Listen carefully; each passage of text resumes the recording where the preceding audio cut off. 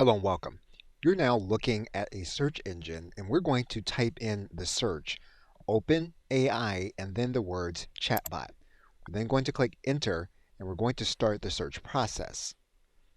You're going to see a number of search results. The search result that you want to look for will say chat.openai.com.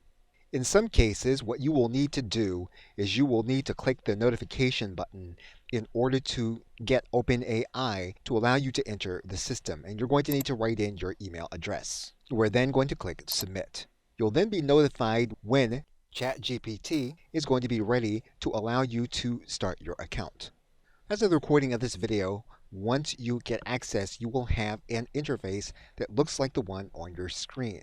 On the left side menu, you will have previous conversations that you have with the OpenAI chatbot. You will also have access to an area that allows you to use the dark mode. You can switch back to light mode. You can also join the OpenAI Discord. And if you have an account with Discord, you can join the Discord with your existing account or start a new one.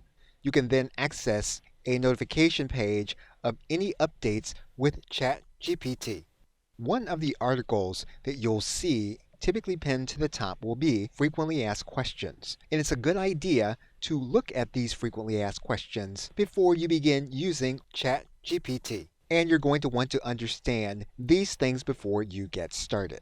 You will typically see, and this will tell you what changes have been recently made with Chat GPT. And again, as of the recording of this video, you will be able to determine the updates that Chat GPT has made. Okay, so with that, thanks, and I will see you in another video.